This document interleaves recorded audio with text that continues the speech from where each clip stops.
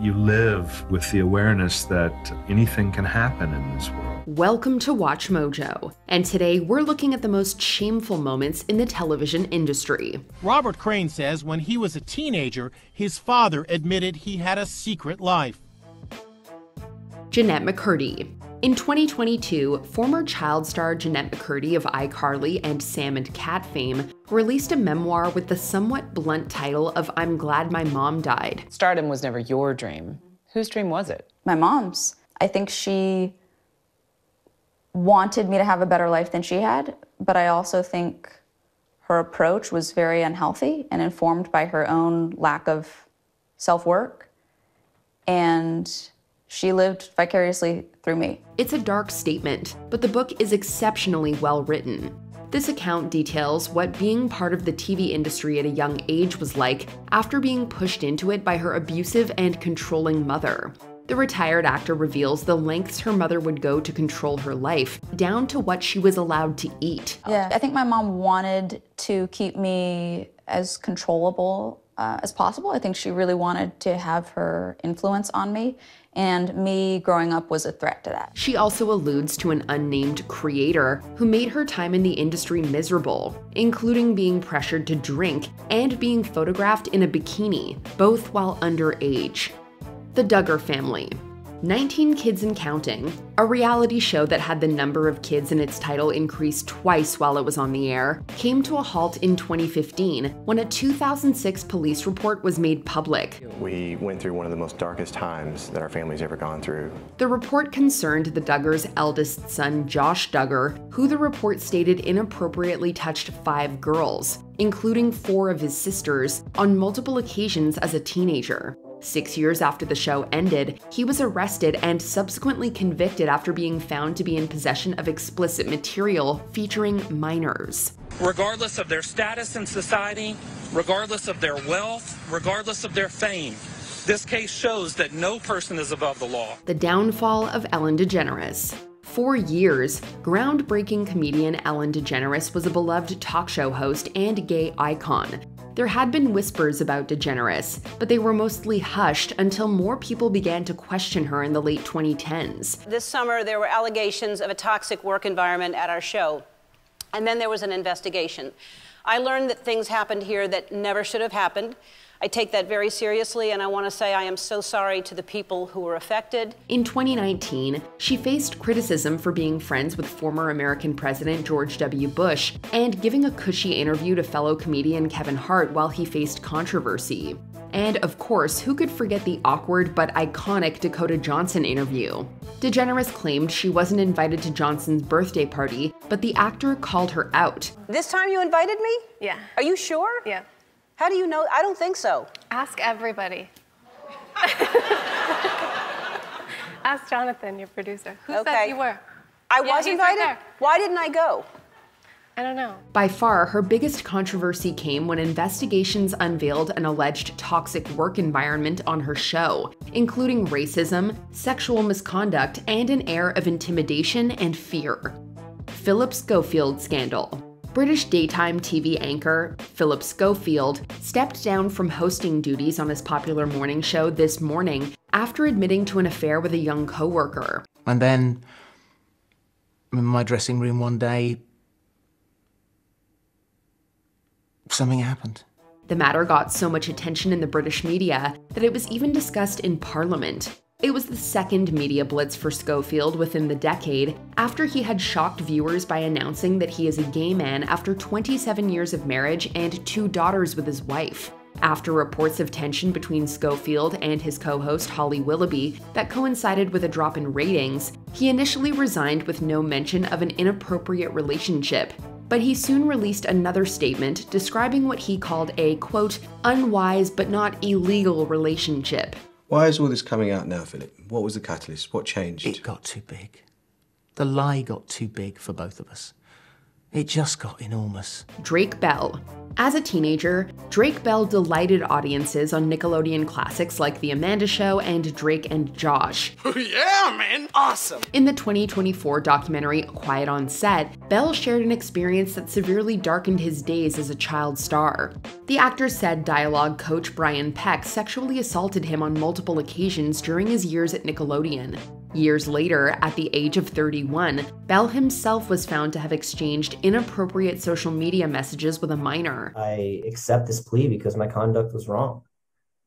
I'm sorry that the victim was harmed in any way, but that was obviously not my intention. The silver lining in all of this is that following his interview for the documentary, he was able to check himself into rehab.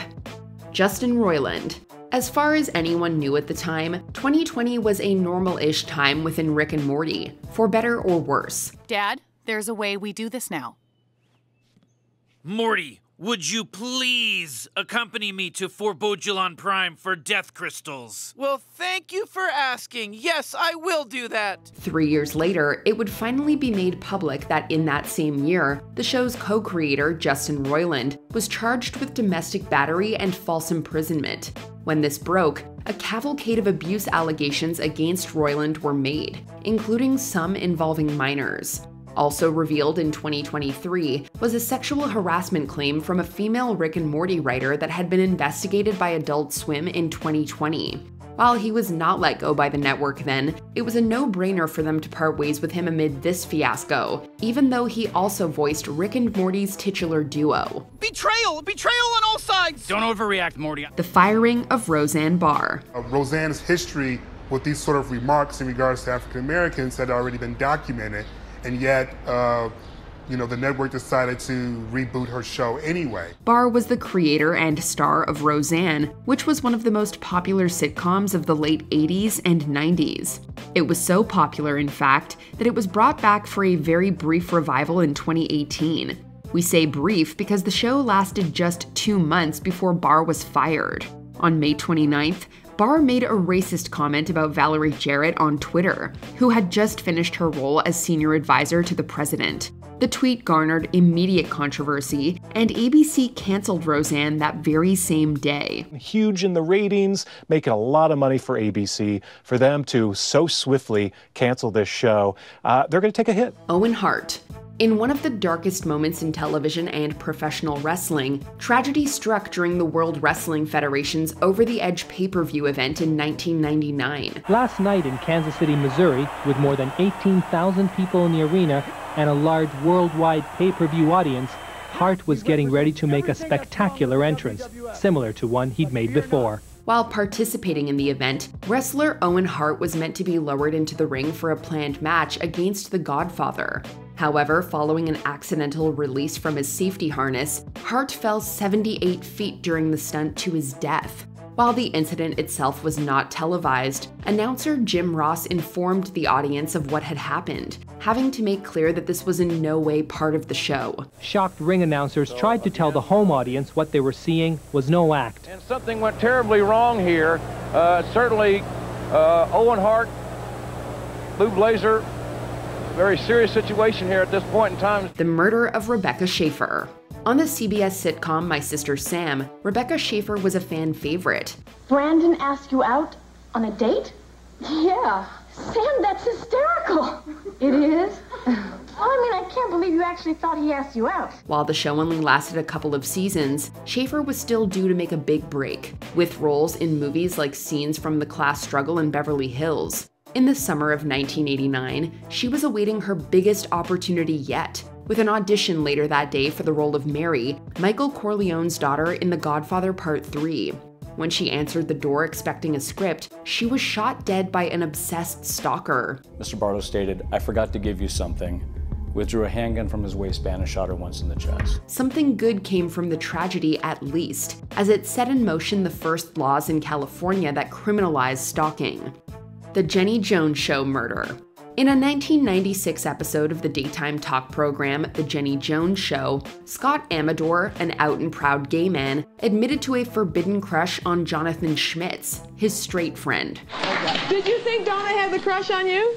Did I? No, we're good friends. Well, guess what? It's Scott that has the crush on you. You lied to me. On camera, Schmitz is shocked but appears to laugh anyway. When he wasn't on TV, he didn't think there was anything funny about the confession, shooting his so-called best friend to death just 3 days after it was filmed. In court, Schmitz would go on to unsuccessfully utilize the gay panic defense, ultimately being convicted of second-degree murder. Members of the jury, have you reached your verdict? If so, let your foreperson please rise. Our verdict as to the charge of first-degree premeditated murder is guilty of the lesser offense of second-degree murder. The abuse of David Yost. Triceratops! 90s kids have fond memories of Power Rangers, but making the show was not as fun as watching it. At least not for Blue Ranger David Yost. A gay man, Yost was reportedly harassed by producers and crew members for his sexual orientation. The harassment got so bad that Yost harbored thoughts of self-harm and eventually quit the show altogether. After leaving the program, Yost attempted to alter his sexuality through conversion therapy and later suffered a nervous breakdown. After spending some time in a psychiatric institution, Yost accepted his sexuality and has since returned to the Power Rangers community. She's a kid. She's a kid, Billy. She doesn't need to know that we're Power Rangers. She needs to know that Rita Repulsa killed her mom. The franchise has also not been kind to Allison McGinnis, the pink Lightspeed Ranger who broke her leg while training for a dangerous stunt. The death of John Eric Hexum. I was in Special Forces Fort Benning, Georgia. They came in and looked us over. About as uncomfortable as what you're doing here. Between September 1984 and April 1985, CBS aired an action thriller called Cover Up. It starred John Eric Hexum as Mac Harper, a former Green Beret who's hired by a fashion photographer to find her husband's killers. On October 12, 1984, Hexum was waiting on set when he got bored and began playing with a gun loaded with blanks. He unloaded all but one blank and played a round of Russian roulette. Not knowing how dangerous this was, he pulled the trigger and fired a blank straight into his temple. The shot fractured his skull and caused an enormous brain hemorrhage. Unfortunately, the damage was too great to repair, and Hexum died 6 days later. Clayne Crawford's unfortunate behavior. I mean, that was the biggest move I think I've ever seen. You're the biggest crybaby I've ever met in my life. In 2016, Fox began airing a Lethal Weapon show based on the iconic film series. Roger Murtaugh and Martin Riggs were back after nearly 20 years, and they were respectively played by Damon Wayans and Clayne Crawford.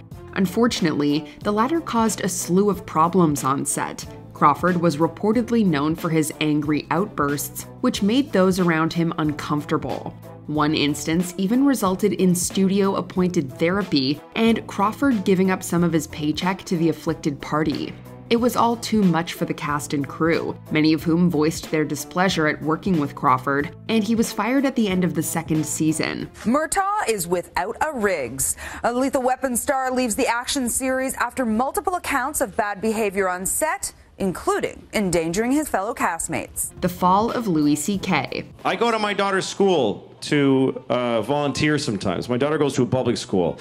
And I volunteer not because I'm a good person, but because you have to. Because nobody works there. While he's primarily known for his stand-up, Louis C.K. also found great success on television, especially with his surreal Emmy-winning Louie. The series entered an indefinite hiatus in 2015 at the end of its 5th season, with CK planning on returning to it at some point in the future. But that changed when the comedian was accused of inappropriate sensual behavior. The story began that very year when fellow comedian Roseanne Barr shared some nasty rumors about CK's secret behavior. These rumors were confirmed 2 years later in the midst of the Me Too movement, and CK admitted his transgressions. As a result, FX cut all ties with their star, and Louie was canceled. News this morning about the comedian Louis C.K., who has come out to say that the accusations against him are in fact true. The $1.98 Beauty Show. And now a lovely young lady who is truly one of television's brightest stars. From the show One Day at a Time, Mackenzie Phillips.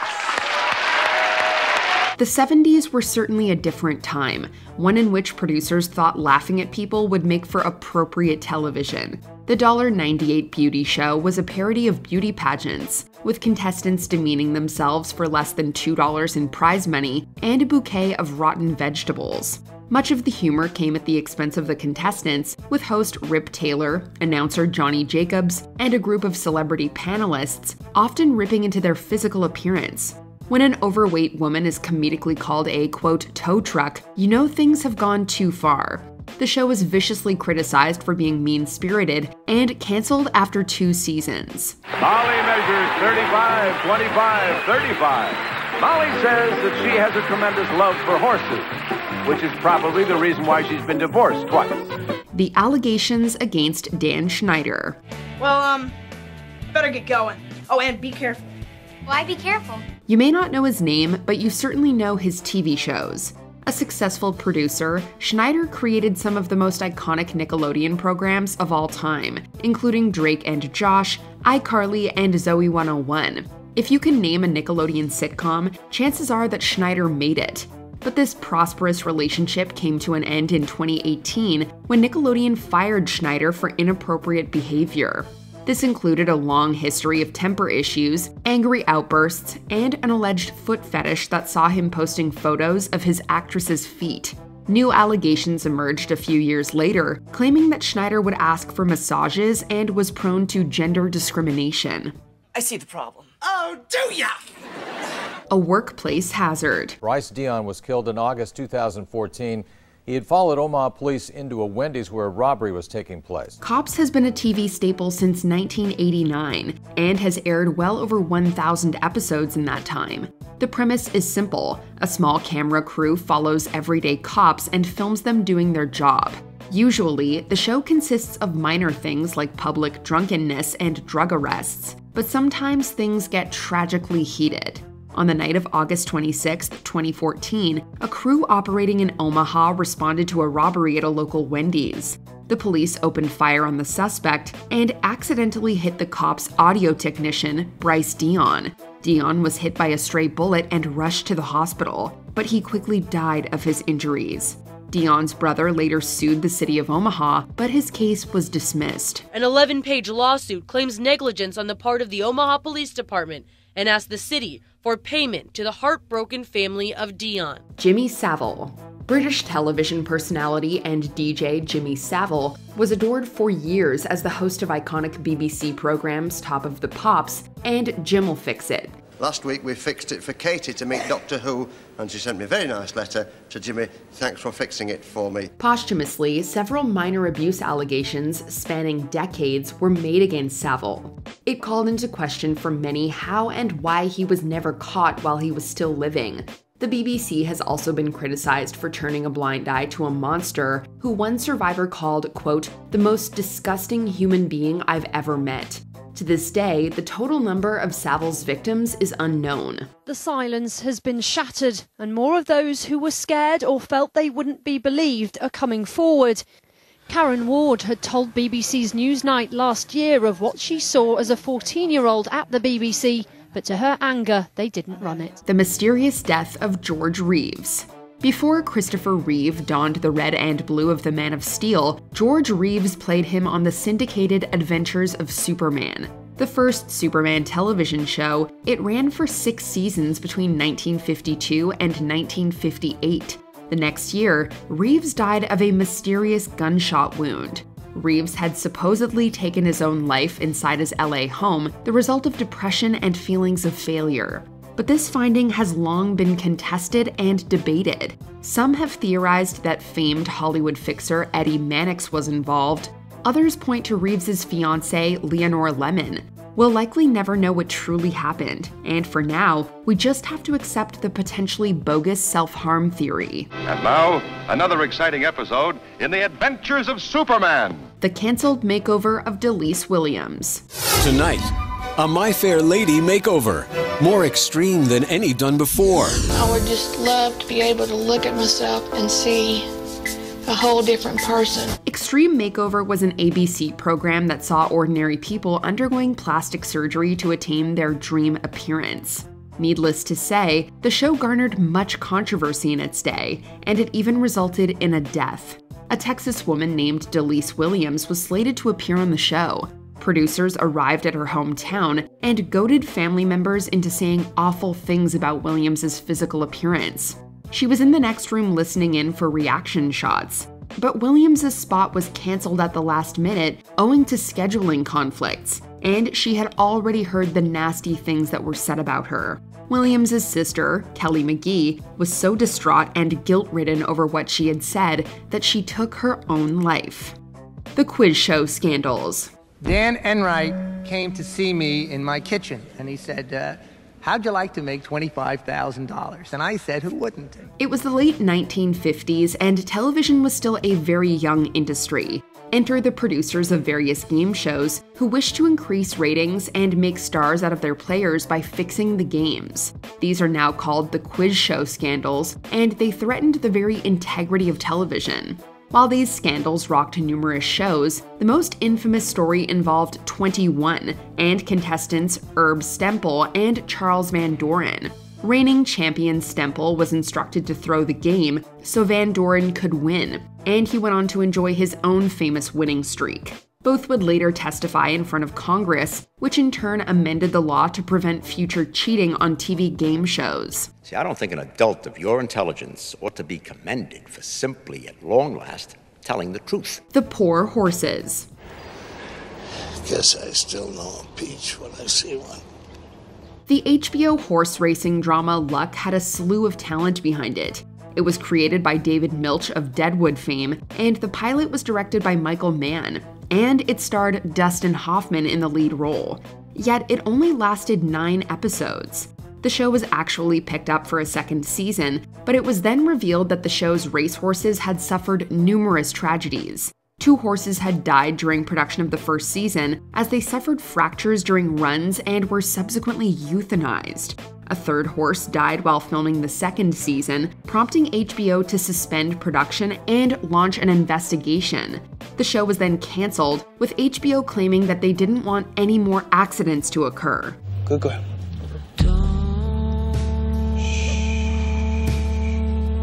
No girls allowed. Amy Allen, I'm Harold Smith. I understand you want to hire the A-Team. One of the most popular shows of the 80s, the A-Team followed the adventures of 4 mercenaries working in Los Angeles. Nothing screams 80s machismo quite like it, and perhaps unsurprisingly, women had a very difficult time working on the show.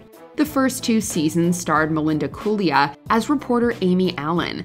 Kulia often voiced her displeasure at playing second fiddle to the A-Team and asked for more to do, and she was fired as a result. In came Marla Heasley to replace her as Tanya Baker, but she was quickly dropped also and was never even added to the opening credits. Most people lay blame at the feet of George Peppard, who reportedly insisted that no female be given a lead role. Now, if you wanted somebody with good manners, you should have hired an English butler. Tommy Cooper dies on live TV. I should have produced an empty cloth for live ducks. A popular English magician, Tommy Cooper saw great success throughout the 60s and 70s by appearing on numerous television programs. Unfortunately, his health began to suffer in the late 70s, owing to excessive drinking and cigar smoking, resulting in tragedy on the night of April 15, 1984. Cooper was performing on a variety show called Live from Her Majesty's when he suddenly collapsed. The audience laughed at the sight of Cooper falling over, believing that it was part of his comedic act. In reality, Cooper had suffered a fatal heart attack. The show continued as people tried to revive Cooper off stage, and he was eventually taken to Westminster Hospital. Unfortunately, he was declared DOA, having died in front of 12 million viewers. And you put your hand inside the bag, and you bring the egg out with thunderous applause. The Glee Curse. And I know that there have been a lot of memorials for him, but I had this made, and I was hoping that we could hang it in here. Despite being one of the most popular shows of the 2010s, Glee has left behind a questionable legacy. That has nothing to do with the show itself, but the actors who were at the helm. Many dark and disturbing things have either befallen the young cast or been perpetrated by them. Regarding the latter, Mark Salling pleaded guilty to some horrific crimes in 2017 and later took his own life. It has also been reported that Blake Jenner was physically abusive towards his then-wife, Melissa Benoist, even giving her a permanent eye injury. But horrible things have also happened to the actors. Corey Monteith died in 2013 from a drug overdose, and Naya Rivera later drowned while boating with her son in California's Lake Piru. The demise of Phil Hartman. Hi, I'm Troy McClure. You may remember me from such films as The Greatest Story Ever Hoolered and They Came to Burgle Carnegie Hall. A television legend, Phil Hartman drew widespread acclaim for his work on shows like Saturday Night Live, News Radio, and The Simpsons. But throughout the 1990s, Hartman was in a strained relationship with Brim Omdahl, his third wife. Known for heavy substance use, Omdahl would often behave erratically, sometimes even violently. While Hartman was advised to leave Omdahl, he never did so. Tragically, in the early morning hours of May 28, 1998, an inebriated Omdahl shot and killed Hartman while he slept. After confessing to numerous people and drawing police attention, Omdahl locked herself in the bedroom and took her own life as well. The unsolved murder of Bob Crane. We're running a little bit behind times. Pass the word around. Football game is off. Oh, no, Colonel. I was supposed to play fullback today. Fullback? Now I know we've got to get the game canceled. After running a successful radio show, Bob Crane moved on to acting and found work on Hogan's Heroes. The popular sitcom ran for 6 seasons, with Crane playing the titular Colonel Robert Hogan. But when the show came to an end in 1971, Crane struggled to find work and began doing dinner theater. By 1978, Crane was living in Arizona and doing a show called Beginner's Luck.